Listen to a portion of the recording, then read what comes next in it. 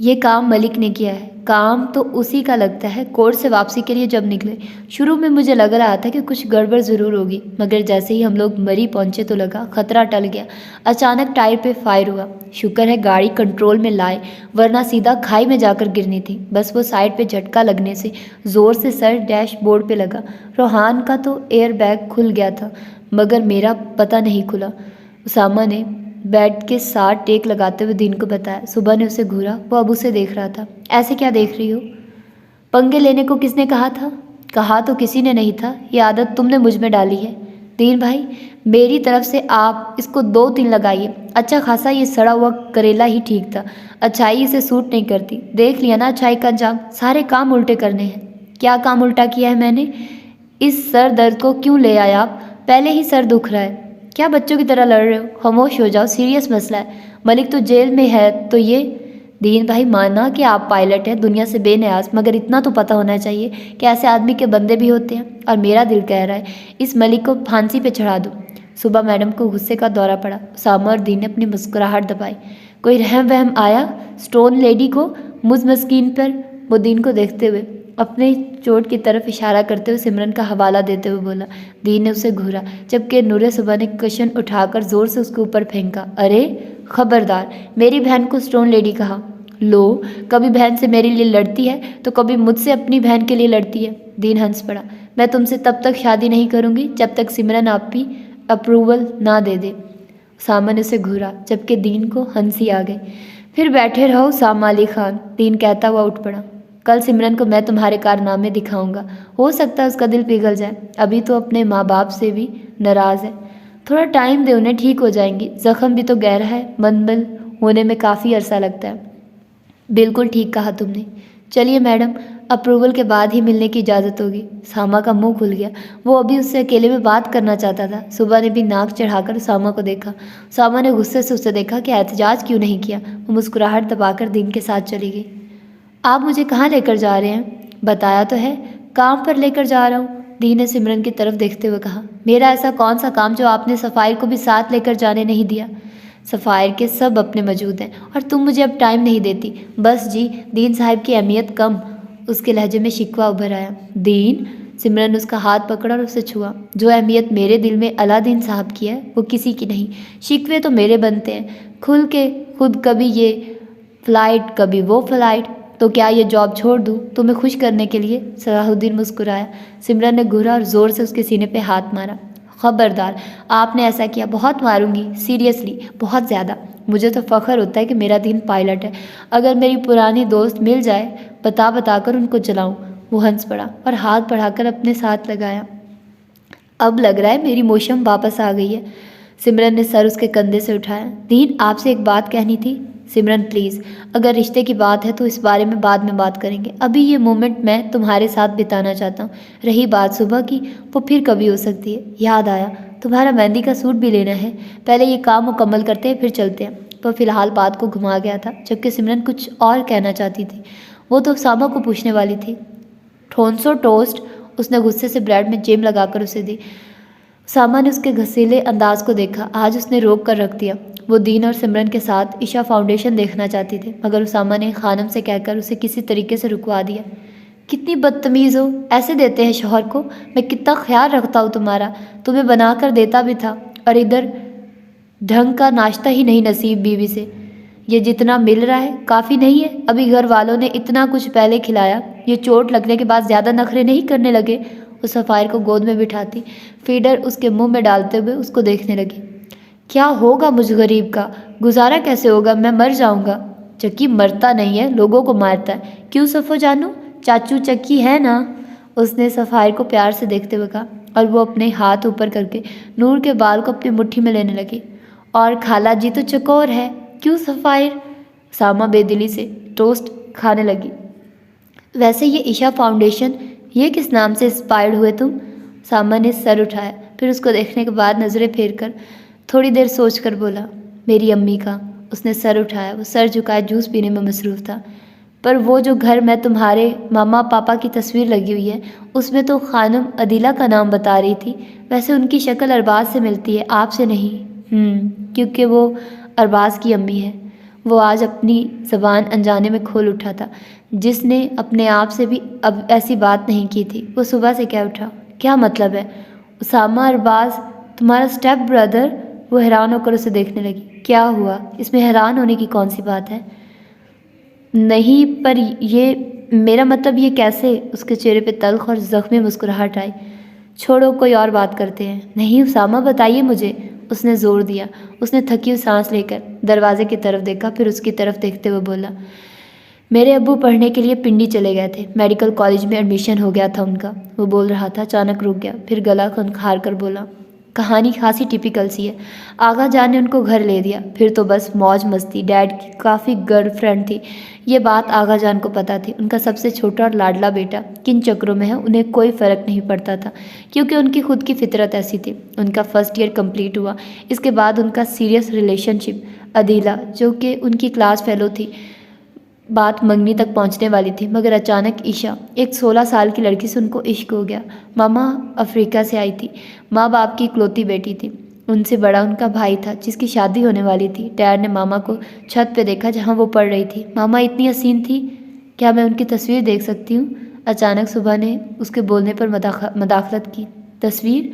वो बोला, फिर कुछ सोचकर उठा, फिर दराज खोला और उसमें से फ्रेम निकाला, फिर बढ़कर उसके सामने आया। सुबह ने हाथ बढ़ाया। वो सफ़ेद लंबी सी सादा शलवार कमीज़ में बहुत ही कोई खूबसूरत गोरी चिट्टी 16 साल की खूबसूरत दोशीज़ा थी, जिसके नक्श पूरे उसामा से मिलते थे। आंखें भी स्टेबल ब्लू तो उसामा की उन पर गई थी।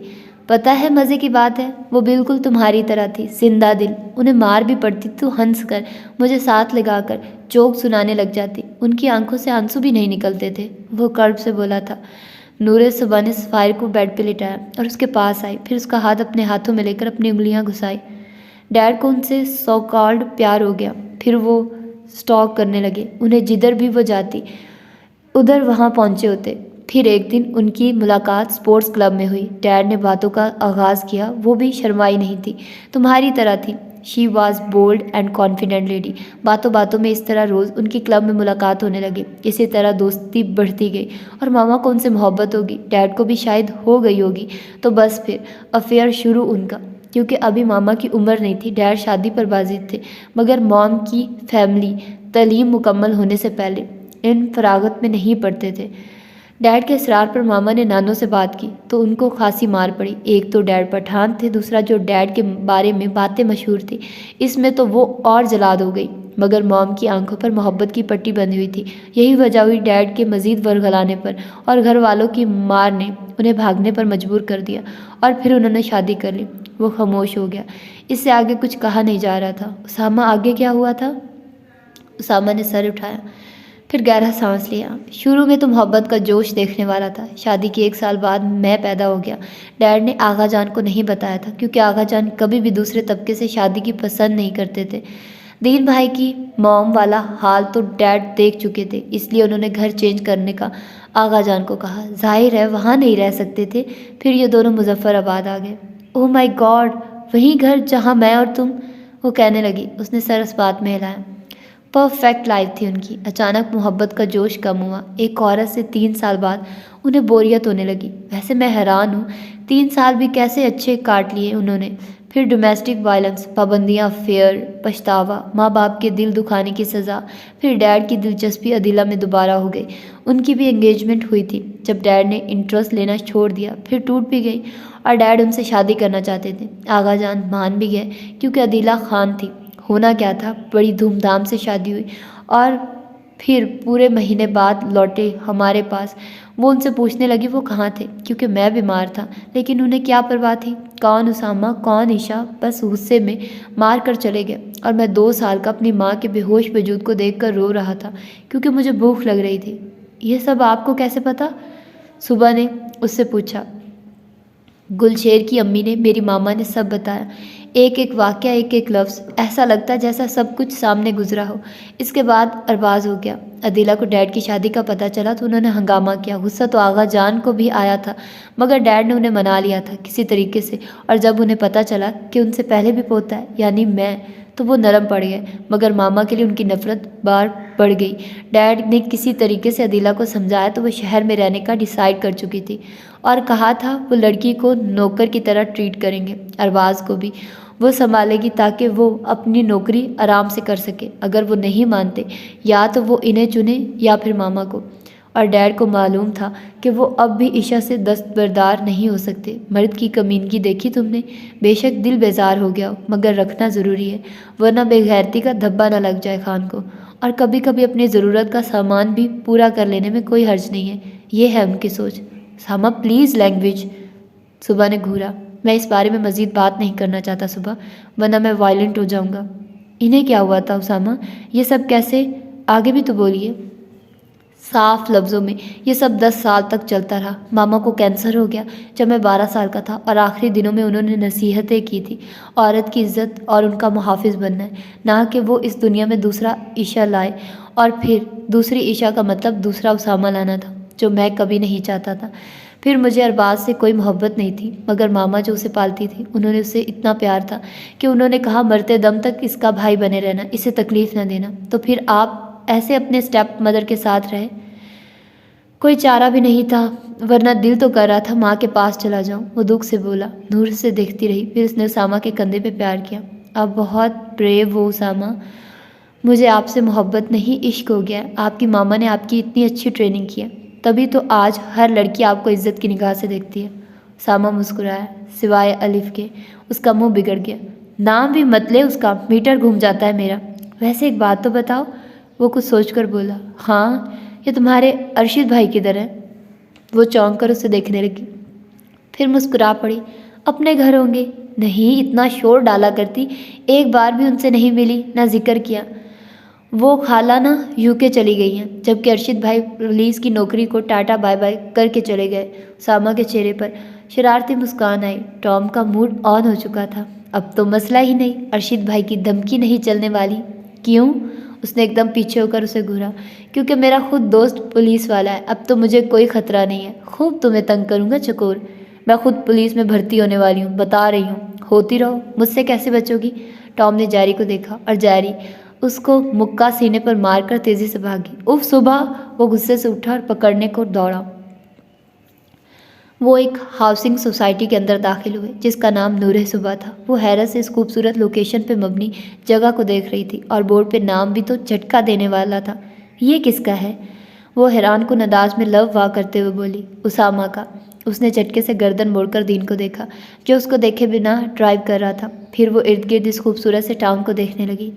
ये लाचार बेबस माजूर यतीम मस्कीन के घर हैं, मुफ्त में रहते हैं। अब सिमरन एक झटके से नहीं संभल सकी थी कि मज़ीद झटका लगा। इस तरफ मस्जिद बन रही है, वो देखो, और इसके साथ ही स्कूल है। अभी यूनिवर्सिटी भी बननी थी, मगर ईशा हाउस बन रहा था, वो जल गया। फिर इसके साथ एक और हाउस है जहाँ यहाँ काम करने वाले और पढ़ने वाले रहते हैं। इनकी तालीम और मेडिकल मुफ्त है। सिमरन ने खुली आंखों से इतने बड़े खूबसूरत हॉस्पिटल और इमारतों को देखा। हाँ, जो जॉब करती है यहाँ उनको तो पे भी मिलती है, और साथ में जो लोग कमा नहीं सकते उनका खर्चा इदारा उठाता है फंड्स के थ्रू। और साथ में जितना उसामा को प्रॉफिट होता है 50% इधर ही जाता है, और जितना मैं कमाता हूँ मेरा 50% इधर दिया जाता है। और सबसे बड़ी बात, प्रिंस को जब उसामा का काम पता चला तो वो इम्प्रेस हुए बगैर न रह सके, और उन्होंने भी हर महीने फंड्स देना शुरू कर दिए। उनका मानना है कि इससे नेकियां बढ़ेंगी। इतना सब कुछ हो गया और आप मुझे अब बता रहे हैं? उसका लहजा किसी शौक से कम नहीं था। इसमें बताने वाली कौन सी बात है? क्या तुमने भी देना है? वो मुस्कुराया। और इसका एक और मकसद है। ये रेप केसेस, चाइल्ड मैरिज और बहुत से प्रॉब्लम हो, ये इदारा आपकी भरपूर मदद करता है और सपोर्ट फ्राहम करता है। कल एक केस था जिसकी वजह से उसामा को चोट लगी, और वो फिर सारे केस के मुतालिक बताने लगा। सिमरन को तो झटके पे झटके लग रहे थे। मतलब उसामा ने कहा कि वो उस पर गौर करे तो उसको उसकी अच्छाई के सिवा कुछ नहीं नज़र आया। इतना भी कोई अच्छा हो सकता है? इतना नरम, इतना खूबसूरत दिल भी किसी का हो सकता है? शर्मिंदगी जैसे उसके इर्द गिर्द फैल रही थी। क्या समझती रही उसको, और वो क्या निकला? पत्थरों से निकला एक हीरा, एक अनमोल हीरा जो बहुत कम पाया जाता है इस दुनिया में। और वैसा ही हीरा उसके बहन के नसीब में लिखा, और अब दीन उसे पूरे टूर करवाने लगा। ऐसी लड़कियों के मुस्कुराते हुए मासूम चेहरे की खुशी देखकर वो मज़ीद शर्मिंदा हो रही थी। क्योंकि इसके अलावा और कर भी क्या सकती थी। फिर वो चलकर ऑफिस की तरफ बढ़े, जहाँ बड़ी सी तस्वीर 2 लड़कियों की लगी हुई थी। एक सुबह की थी, दूसरे को वो नहीं जानती थी। बैठो। उसकी आंखें नम हो गई। वो कैसे शख्स के पास जाकर अपने किए की माफ़ी मांगेगी? क्या हुआ? दिन बैठने लगा कि उसको देखा जो तस्वीर को देख रही थी। उसकी आंखें भर आई थी। मौसम। वो आगे बढ़ा और उसका चेहरा उठाया। उफ, तुम मार डालोगी, खुद पे इख्तियार नहीं रहेगा, अभी कोई आ जाएगा। वो सुर्ख हो गई। सामा, मुझे माफ़ कर दीजिएगा। वो एकदम हैरत से देखने लगा, फिर हंस पड़ा। शुक्र है मोहतरमा, मान गई। वैसे यकीन तो था, इतना प्यारा दिल है मेरी बीवी का, ये देखकर मान जाएगी। वो नम आंखों से मुस्कुरा पड़ी। मैंने मारा भी बड़ा ज़ोर से था, वो माफ़ नहीं करेगा। वो मासूम मौसम, उसकी मौसम पर शमाल लग रही थी। हाँ, मारा तो था, मगर अच्छा किया, तुम्हारे मारने से उसका हिला हुआ दिमाग ठीक हुआ है। इतने काम कम से कम उसामा कभी ना करता, अगर तुम उसे नूर से दूर ना करती। आप अजीब हैं, पहले मेरे गुस्से होने पर डांटते हैं, फिर जब रोती हूँ तो कहते हैं तुम्हारा रोना जायज़ था। वो खुलकर हंसने लगा और अपने साथ लगाया। मगर मुझे वक्त दे, मैंने वाकई उसके साथ ज़्यादती की।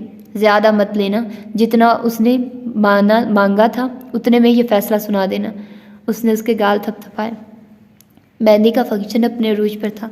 नूरे सुबह के जो भंगड़े थे, सबके मुंह खुल गए। सिमरन ने भी उसे नहीं रोका। अम्मी चलकर उसके पास आई, जो मेहमानों को जूस सर्व कर रही थी। समर, ये नूरी को देखो, कितना बुरा लग रहा है। मैं कहूँगी तो बुरा न लग जाए, तुम्हारी सुन ले, ऐसे डांस करना अच्छा नहीं लगता। सिमरन ने सर उठाया। वो जैसे बहुत से दिनों में उनसे बात करने की कोशिश कर रही थी, मगर सिमरन उन्हें कोई मौका नहीं दे रही थी। अपनी मर्जी की मालिक है, वैसे भी किसी को कोई एतराज़ नहीं हो रहा। आप परेशान ना हो, उसका अपना घर है। अम्मी की आंखें उसकी बात पर नम हो गई। अब तो माफ़ कर दो समर, मैं बेहद मजबूर थी। वो हाथ जोड़कर भराई आवाज़ में बोली। एकदम सिमरन तड़प गई। वो साइड पे थे, वरना कोई देख लेता तो कितना बुरा लगता। उसने ट्रे जल्दी से टेबल पर रखी और उनके हाथ थाम लिए। अम्मी, ये क्या कर रही हैं? मेरी कोई औकात है? आप मुझसे माफ़ी मत मांगिए, शर्मिंदा कर रही हैं। बस बहुत मुश्किल था मेरे लिए, लेकिन मेरे दिल में कोई शिकवा नहीं है अब, उसने कहते हुए उनको गले लगा दिया और पुरसुकून हो गई।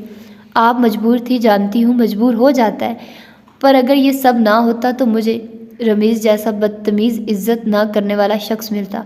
तो जो हुआ अच्छे के लिए हुआ। मुझे मेरा सलाहुद्दीन मिल गया और बड़ी मंजिल को हासिल करने के लिए मुश्किलात तो आती हैं, बस थोड़ा समझने में वक्त लग गया। आप तो जानते हैं कितनी सादी हूँ, नूर की तरह इतना तेज़ दिमाग नहीं है। वो मुस्कुरा कर बोली। उफ आपी, जल्दी से ठंडा जूस पिलाइए, गर्मी लगने लगी है। पर्पल लहंगे में मलबूस सुबह चलते हुए आई। वो कोई अप्सरा लग रही थी।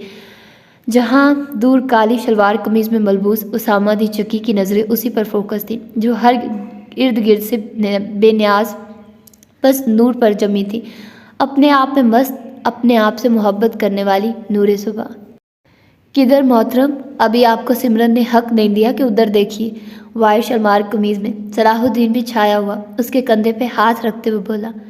आपकी ये स्टोन लेडी उर्फ मौसम कब ठीक होगी? वो कहका लगाकर हंस पड़ा। तुम अपनी चकोर अनारकली को पहले ठीक करो, मैं अपनी मौसम को ठीक कर दूंगा। वैसे कोई चांस नहीं लग रहा इसके प्रिंस के भांजे। दीन भाई, अगर आपने ऐसा कहा ना, मैं अभी सुबह को लेकर भाग जाऊंगा। मेरी शराफत और खामोशी का बहुत फ़ायदा उठाया जा रहा है। सामादी चक्की को गुस्से ने अपनी लपेट में लिया और अपने सुर्ख सफ़ेद रंग पे गहरी सुर्खी लिए वो दिन को घूरने लगा। उफ, तुम्हारा गुस्सा सबसे ज़्यादा खतरनाक है, मगर मौसम से ज़्यादा नहीं। वो गुस्से से चल पड़ा। अब उन्होंने हॉल की तरफ बढ़ना था, जो पिछले बड़े वाले लॉन की तरफ था। जब तक दुल्हन नहीं आ जाती तब तक वो मेहमानों को यहाँ बिठाएंगे और कुछ रस्म करेंगे। इसके आम के बाद वहाँ इस तरफ बढ़ेंगे। सामा सीढ़ियों चढ़ता ऊपर लॉन की तरफ बढ़ रहा था। वहाँ से धुआं नजर आया। वो हैरान हो गया। कई बंदे नीचे चीखते हुए और भागते हुए आए। क्या हुआ सर? स्टेज पे आग लग गई। सामा का मुंह खुल गया। कैसे? वो हीटिंग सिस्टम सेट करवा रहे थे, अचानक वो टकराव की वजह से गिर गया। अब स्टेज पे आग लग गई। शीट, जल्दी से पानी का इंतजाम करो। कोई है तो नहीं? नहीं, हम सब भाग आए थे, बस एक सिमरन बीबी। आगे उसामा ने सुना नहीं, तेजी से भागता हुआ पहुंचा। स्टेज की बजाय पूरे हॉल ने आग को लपेट में ले लिया। पानी लाओ, वो चीखा। कई लोग भागते हुए आए और पानी की बड़ी बड़ी बाल्टियां उठा उठाकर फेंकना शुरू की। खबर फ्रंट वालों की तरफ फैल गई और जब सुबह को पता चला तो उसकी जान निकल गई, क्योंकि सिमरन फूलों की टोकरी रखने गई थी। आप ही, वो तेज़ी से उस तरफ बढ़ी। सब भी पीछे भागे। नूरे सुबह दीन भी आया। वो अपना लहंगा संभालती पागलों की तरह सीढ़ियाँ चढ़ते दूसरी तरफ मुड़कर भागी, जहाँ उसामा आग से लपेटते हॉल में अंदर घुसने लगा। उसामा, वो चीखी। उसामा मुड़ा तो नूरा सुबह तेजी से भागते हुए आई। नहीं, तुम अंदर नहीं जाओगे। सुबह दिमाग खराब है, भाभी अंदर है, वो गुस्से से अपना हाथ छुड़वाते हुए बोला, जबकि उसने दोबारा पकड़ लिया। फिर मैं भी चलूंगी, तुम्हें नहीं जाने दूंगी। सुबह पागल मत बनो, छोड़ो मेरा हाथ, वो धाड़ते हुए बोला। नहीं, मैं तुम्हें और आप ही को खो दूंगी। मौसम, दीन दीवानावार हॉल की तरफ बढ़ने लगा। जब उसामा ने बोला, कुछ नहीं होगा सामा, आप ही मर जाएगी। नहीं होगा, छोड़ो। वो उसे धक्का देते हुए तेजी से भागा, जबकि वो चीखने लगी क्योंकि वो दीन से पहले ही जंप लगाकर अंदर घुस गया। दीन भाई, उसने जाकर दीन को बाजू से पकड़ा। छोड़ो सुबह, सिमरन अंदर है, छोड़ो मुझे, मत जाइए अंदर, वरना मैं खुद को रोक नहीं पाऊंगी। वो रोने लगी, जबकि दीन उसे संभालने लगा और वो बेबसी से आग को देखने लगा। फिर उसको कम करने का सोचते हुए तेजी से उसे छोड़ते हुए भागा। हर तरफ आग फैल चुकी थी। वो बचता हुआ बड़ी मुश्किल से कभी इधर कभी उधर हो रहा था। भाभी, सिमरन भाभी, उसका पैर किसी चीज़ से ज़ोर से लगा। उसने देखा सिमरन का बाजू है। वो बुफे के स्टॉल के अंदर छुपी हुई थी ताकि आग से बच सके। उसने जल्दी से कपड़ा उठाया, देखा तो वो घबराकर बेहोश हो चुकी थी। भाभी, आग का शोला उस तरफ भड़का था तो वो एकदम पीछे हुआ। उसने तेज़ी से एक ही ठोकर से टेबल को गिराया और जल्दी से सिमरन को उठाया। भाभी, वो ऊंची आवाज़ में बोला कि वो होश में आए। वो बचता हुआ चलने लगा, मगर आग उसके कपड़ों के साथ चिमट गई थी। वो जल्दी से तकलीफ की परवाह किए बिना तेज़ी से रास्ता तलाश करने लगा। जब टेंट का कपड़ा फट गया, दीन का चेहरा नजर आया। उन्हें देखकर वो चिल्लाया। इस तरफ से उसामा, उसके हाथ में ब्लू ओट था। इसने आग को कम किया। उसामा तेजी से भागते हुए आया और बाकी बाहर परेशानी से खड़े हुए थे उनकी तरफ आए। उसामा ने सिमरन को घास पे लिटाया। भाई, उसामा चीखा। दीन ने देखा तो आग उसके पीछे कपड़ों पे लग चुकी थी। उसने जल्दी से ब्लो आउट से आग को रोका। उसामा ने फिर तेजी से कमीज उतारी और नढाल सा गिर पड़ा। नूर तेजी से भागी। आप ही, उसने सिमरन को झंझोड़ा। उसामा उठो, तुम्हारी पोस्ट जल उठी है। सब उसामा की तरफ बढ़े जहाँ वो दर से कराह उठा था। दीन ने उसे उठाया। मेरे बच्चों को बहुत ज़्यादा नज़र लग गई है, खासकर उसामा तुम्हें। खानम ने उसके बिस्तर पर उन्हें मुँह लेटते हुए ज़ोर से सर पे मारते हुए कहा। उफ बड़ी जान, एक तो मदद करता हूँ, ऊपर से आप मुझे मार रही हैं। उसामा ने मुंह दूसरी तरफ करते हुए कहा। दो लगानी है चाहिए, अकल के पैदल ही इकट्ठे हुए। यहाँ सब अंदर जाना था तो खुद पर पानी गिरा कर जाते, मगर नहीं, बेवकूफ़ी में मास्टर किया है सबने। वो गुस्से से तेज़ी से बोलने लगी। उसामा मुस्कुरा पड़ा। अचानक दरवाज़ा खुला, सिमरन अंदर दाखिल हुई। जाग रहे हैं ना ये, उसने इशारा उसामा की तरफ किया। जागा हुआ है, तुम्हारी भाभी आई है, मैं चलती हूँ। वो घुटनों पे जोर डालते हुए उठी और कहकर चल पड़े। उन्होंने सिमरन का परेशान चेहरा थपथपाया कि बेफिक्र रहो। वो बामुश्किल मुस्कुराकर सर हिलाने लगी। वो चले गए जब उसामा बामुश्किल उठा। लेटे रहो भाई, सिमरन ने नरमी से कहा। वो चलते हुए सोफे की तरफ आई और बैठी। वो भी वैसे ही लेट गया और उनकी तरफ देखते हुए बोला, मैंने सच में आपको इम्प्रेस करने के लिए ये सब नहीं किया। बिलीव मी, मेरे लिए आप बहुत काबिल एहतराम हैं। उसके कहने पर वो हंस पड़ी। मैं जानती हूँ, आपको एक्सप्लेनेशन देने की ज़रूरत नहीं है भाई। वो हैरत से सिमरन को देखने लगा। मैं बस थोड़ी सी जज्बाती हूँ। 1 मिनट, पता चलता है ये होने वाला, मुझे लगता है बस पूरी दुनिया ख़त्म। बाद में जब एहसास होता है कि बात इतनी बड़ी नहीं थी जितनी मैंने बना रही थी। क्या करूँ, जो मेरे साथ हुआ था मुझे लगा वही चीज़ मेरी बहन के साथ होगी, और ऊपर से जो उसके बाजू में चोट लगी थी उसने मेरा दिमाग मज़ीद। भाभी, आपको एक्सप्लेनेशन देने की कोई ज़रूरत नहीं है। मुझे आपकी फीलिंग्स मालूम थी, मुझे पता था आपकी हालत, वरना आप जानती हैं मैं किसी से थप्पड़ क्या, किसी की ऊंची आवाज़ भी बर्दाश्त नहीं कर सकता, चाहे वो कोई भी वजह हो। मगर आप बेशक मुझसे छोटी हैं, लेकिन मेरी अगर कोई बड़ी बहन होती तो वो बिल्कुल आप जैसी होती। तो बहनें अपने भाइयों को सफाई नहीं देती। आप बस मुतमईन हो जाइए और इतना बता दें कि अब मैंने टेस्ट पास कर लिया। सामादी चकी बिस्तर पर लाचार लेटा मस्कीन सी सूरत बना रहा था। सिमरन को हंसी आई। आप तो कब के पास कर चुके हैं, बस जल्दी से ठीक हो जाइए ताकि मैं मोहतरमा के हाथ पीले करूं। एकदम उसामा का मुंह खुला। वो यकीन नहीं कर सकता था इतनी जल्दी वो मान जाएगी। आप सच कह रही हैं ना? जी बिल्कुल। आपको कोई शक है? इसलिए जल्दी से मेरे भाई ठीक हो जाइए ताकि स्वयं को कंट्रोल में ला सके। वो तो बहुत मुश्किल है, आपकी तरह थोड़ी है, सादगी से भरपूर। वैसे अगर मुझे पहले पता होता कि आग से बचाने में आपने पिघल जाना है तो मैं पहले ये काम कर लेता। वो पागलों की तरह हंसने लगी। दीन से ज़्यादा तो आपका सेंस ऑफ ह्यूमर अच्छा है। सुलह हो गई? दरवाज़ा खुला। दीन और सुबह अंदर आते हुए बोले, आप लोग हमारी बातें सुन रहे थे? बस जज बहुत ख़तरनाक थी, इसलिए डर बहुत ज़्यादा लग रहा था। तजस्सुस भी हुआ। मैं फिर दीन भाई को लाई कि देखिए फैसला क्या हुआ है। सब हंस पड़े। सिमरन ने मुस्कुराहट दबाई और उसे घूरा। तुम तो चलो मेरे साथ। सिमरन उठी तो वो तेज़ी से भागी। अपने बच्चों को तालीम पे ज़्यादा तवज्जो दिलाइए। आप चाहे गरीब हो या अमीर, तालीम को अपनी अवलियत समझिए।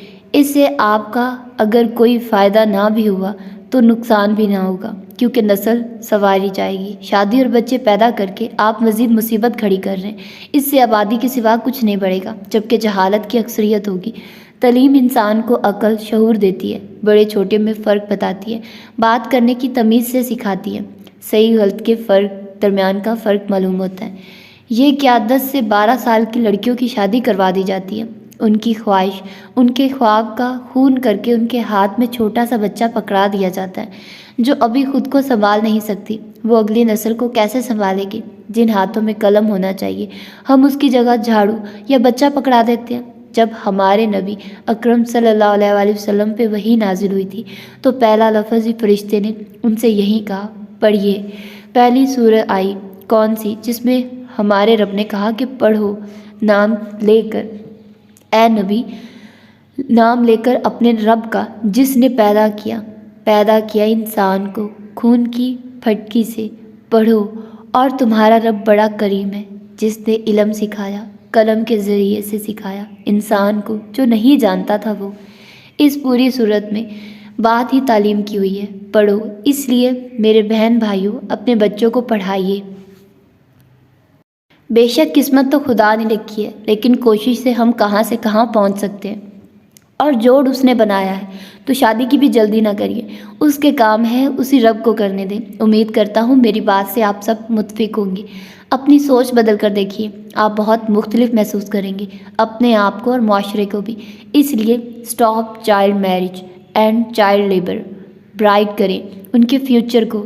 Thank you. सामा ने गहरा सांस लेकर लोगों को देखा जो तालियां बजाने लग गए थे। आज उसके स्कूल का इफ्तिताह था, जिसमें डिसेबल बच्चे भी पढ़ेंगे, और ये स्पेशल स्कूल की तामीर का सुनते ही सब उसामा को सल्यूट कर रहे थे, जिसके इस कदम ने बहुत कुछ बदल दिया था। आज उसामा और नूरे सुबह का मेहंदी का फंक्शन था। उसामा के सेहत के बाइस अरबाज की शादी पोस्टपोन कर दी गई थी, और खानम ने भी फैसला किया कि उसामा और नूर की भी कर दी जाए। उसामा को तो इस पल का बेसब्री से इंतज़ार था। वो पल आ गया। सिमरन सफ़ायर को उठाए दूसरे हाथ में गजरा पहन रही थी, मगर बेहद मुश्किल हो रहा था। एकदम किसी ने उसके पहनाने में मदद की। मैं कुछ कहना चाहता हूँ मेरी प्यारी चमकता हुआ हीरा। सिमरन मुस्कुराई। जी कहिए, उसने उसे अपने साथ लगाते हुए कहा। उसको प्यार किया जबकि उनके बीच में सफ़ायर थी। मंदरे इश्क बाशुमा हस्तम, मुझे तुमसे मोहब्बत हो गई है। रोज़ होती है आपको? हाँ, हर रोज़, हर लम्हा, हर सेकंड। क्यों सफ़ायर? वो खिलखिला पड़ी। भाई ये दूसरा जोड़ा किधर गायब है? मोरे ने जब अरबाज और निशा को आते हुए देखा तो फिर उसामा और नूर को गायब पाया, जबकि वो दोनों छत पे थे। एक दूसरे की आंखों में आंखें डाले उसामा ने उसके गिर्द बाजू, जबकि नूर ने अपनी बाहें उसकी गर्दन पर। वो कोई इस वक्त टॉम एंड जेरी नहीं, कोई लव बर्ड मालूम हो रहे थे।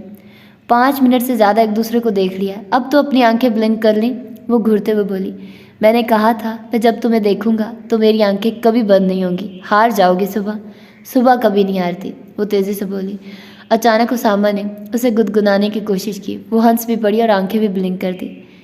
You are such a cheater. वो तेज़ी से उसको मारते हुए बोली। चलो भाई, बहुत खेल लिया गेम, अब नीचे सब इंतज़ार कर रहे होंगे। नहीं उसामा, ये हमारी शादी कितनी बोरिंग है, कुछ एडवेंचर होना चाहिए। अब क्या देख लिया तुमने, फजूल सोच ही आनी है तुम्हारे दिमाग में। चलो। नहीं, मेरे दिमाग में आइडिया है, हम भाग जाते हैं, भाग के शादी करेंगे, बड़ा मज़ा आएगा। सामा ने उसकी बात सुनते ही उसे घूरा। पता था मुझे, अब चलो। नहीं, बिल्कुल नहीं, मुझे भाग के शादी करनी है, और साथ में एक और चीज़, घोड़े पे भागेंगे, मगर घोड़ा मैं राइड करूँगी। सुबह चलो। वो देखो आवाज़ें आ रही हैं, मैं छत से कूद जाऊँगी अगर मेरी बात न मानी आपने। वो अपना ऑरेंज और पिंक लहंगा उठाने लगी जब उसामा ने उसका हाथ थामा। पागल हो? नहीं, मेरी बात मानो वरना बैठे रहना रंडवा। सुबह। वो तेज़ी से जाने लगी जब उसने उसको पकड़ा। एक शर्त पे। उसने उसकी आंखों में देखते हुए कहा। वो मासूमियत से उसे देखने लगी, फिर बोली। बोलो। वो झुका। सुबह ने तेज़ी से हाथ उसके मुंह पे रखा। वाह मिस्टर, अभी भाग्य नहीं, आप पहले फ्री हो रहे हैं। वो सुर्ख चेहरा लिए उसे घूरे जा रही थी। उसके बदलते रंग पे उसामा मबहूत सा हो गया था। अपने गिरफ्त उसके गिर्द मजबूत करता आंखों में शोखी मजीद बढ़ी। तुम्हें पता है, मैंने फ़ारसी का एक लफ्ज़ सीखा है, सुनोगी? तुमने जो कहना है जल्दी कहो, वरना वो लोग आ जाएंगे, फिर हम भाग नहीं सकेंगे। उसकी बात से उसामा का मुंह बिगड़ गया। सुबह बच्ची नहीं हो, ग्रो अप। सुबह ने उसका जबड़ा पकड़ा। जल्दी बोलो, गुस्से वाले हस्बैंड। अंदाज ऐसा दिलरुबा था कि उसामा खुद पर इख्तियार न रख सका और झुककर आंखों में एक बार फिर इजाज़त मांगता हुआ। नूर को बेहद प्यारा लगा था, फिर नज़रें भी ऐसी ताकतवर थी कि वो उनकी ताब न ला सकी, और उसामा ने इजाज़तनामा हासिल करते ही उसके चेहरे पर प्यार की मोहर छोड़ दी। मंदर इश्क बाशुमा हस्तम। सामा के खूबसूरत लहजे में फ़ारसी सुनते ही नूरे सुबह के चेहरे का रंग मज़ीद सुर्ख हो गया। आप भी भाई? जैस्मिन की आवाज़ पर वो तेज़ी से उसे धक्का देकर साइड पे हुई। वो पहले पीछे जैस्मिन की आवाज़ को घूरने लगा, फिर उसे देखा, फिर कुछ सोचकर मुस्कुरा पड़ा। हाथ आगे करता वो खूबसूरत सी विंग नवाजता बोला, आओ, मेरा ख्याल है हम भाग ही जाते हैं, तन्हाई तो मिलने से रही। नूरे सुबह का चेहरा फ़ौरन चमक उठा। उसने तेज़ी से उसका हाथ थामा। चलो। वो और उसामा चलते हुए मेहंदी की स्टेज पर आए। सब इस खूबसूरत जोड़ी को रश्क से देख रहे थे, जो एक दूसरे के साथ जच रहे थे। खाना माई और सुबह को एक तरफ बिठाने लगे, जबकि उसामा दूसरी तरफ दीन के साथ आया। सुबह ने जल्दी से खानम का बाजू पकड़ा। वो चौंकी।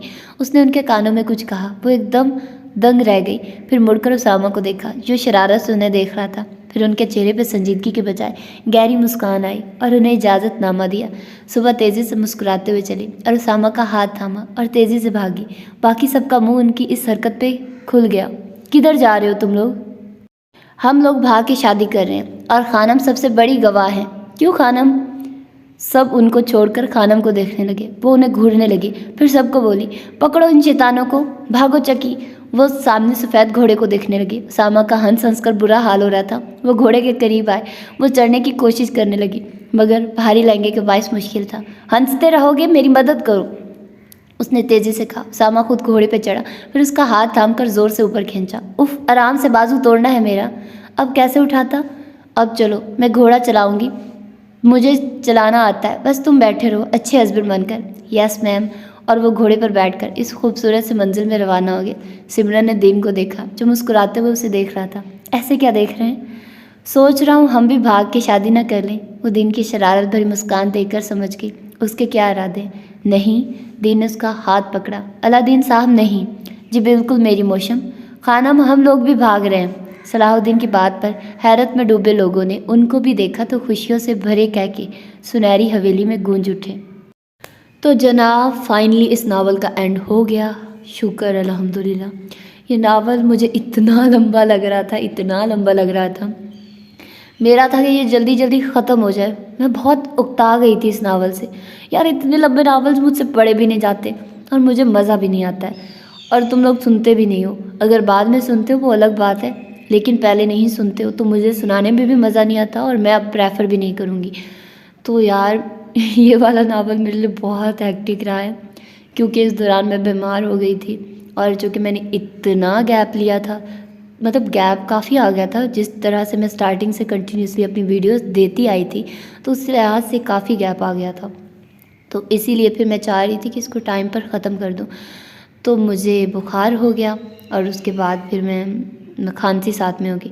तो अब बुखार तो नहीं है, लेकिन खांसी इतनी सवेयर हो चुकी है कि मेरे लिए बार बार उसको कंटिन्यू रखना मुश्किल हो जाता है। दरम्यान में मेरी आवाज़ खुद ब खुद बंद हो जाती थी, तो फिर मुझे फ़ौरन रोक कर खांसना पड़ता था। मतलब इतनी सवेयर किस्म की हो रही है।